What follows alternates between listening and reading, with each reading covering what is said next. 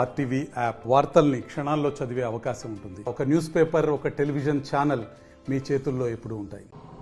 కొమరంభీం జిల్లా సిర్పూర్టి మండలం ఓ రైస్ మిల్లులో భారీగా అక్రమం జరిగినట్టు ప్రధానంగా ఇటు ఎన్ఫోర్స్మెంట్ అధికారులు చెప్పిన పరిస్థితి కనబడుతుంది. ప్రధానంగా మనం ఒకసారి చూసినట్టు కనుకైతే ఇప్పుడు ప్రస్తుతం మిల్లు దగ్గర ఉన్నాం. మిల్లు దగ్గర చూసినట్టు కనుకైతే శ్రీ సాయి బాలాజీ ఆక్రోటెక్ రైస్ మిల్లులో ప్రధానంగా ఇటు భారీగా ధాన్యం విషయంలో కుంభకోణం జరిగిందని చెబుతున్న పరిస్థితి కనబడుతుంది. అయితే ఒకసారి పూర్తి వివరాలు కనుక చూసినట్టు కనుకైతే గతంలో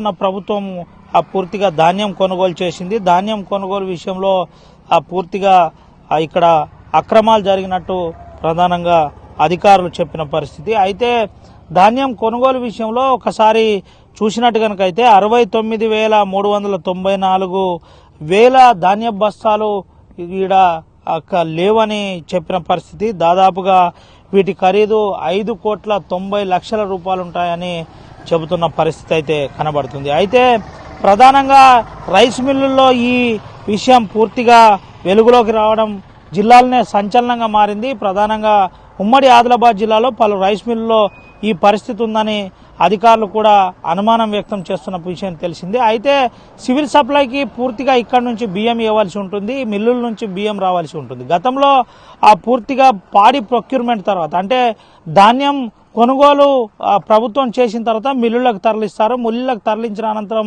మిల్లుల దగ్గర 60 కిలోల చొప్పున అంటే క్వింటాల్కు 60 కిలోల చొప్పున నేరుగా బియ్యంని ప్రభుత్వానికి ఇవ్వాల్సి ఉంటుంది. దానికి సంబంధించిన పారితోషికం కూడా ప్రభుత్వం ఇస్తుంది. అయితే అదే క్రమంలో దాదాపుగా 5,90,00,000 రూపాయలకు సంబంధించి అక్రమం జరిగింది, అవకతవకలు జరిగాయని, స్కామ్ జరిగిందని నేరుగా ఎన్ఫోర్స్మెంట్ అధికారులు తేల్చి చెప్పిన పరిస్థితి. సివిల్ సప్లై అధికారులు నేరుగా ఇదే మిల్లును నిన్న సీజ్ చేశారు. సీజ్ చేసేసి దీనిపై పూర్తిగా దర్యాప్తు చేస్తున్న పరిస్థితి కనబడుతుంది. మరోపక్క అటు మిల్లు యాజమాన్యం చెబుతున్న వివరాల ప్రకారం పూర్తిగా మాకు అధికారులు డబ్బులు డిమాండ్ చేశారు, ఈయనందుకే ఇలా చేస్తున్నారని చెబుతున్నప్పటికీ వాస్తవాలు ఏంటి అనే దానిపై అధికారులు ఇప్పటికే ఒక నిర్ధారణకు వచ్చారు. దాదాపు 5,90,00,000 రూపాయలకు సంబంధించి 5,90,00,000 రూపాయలకు సంబంధించి ప్రధాన ఆరోపణ ఏదైతుందో అది కాస్త నిజమని తేల్చేశారు. తేల్చేసిన తర్వాత దీనిపై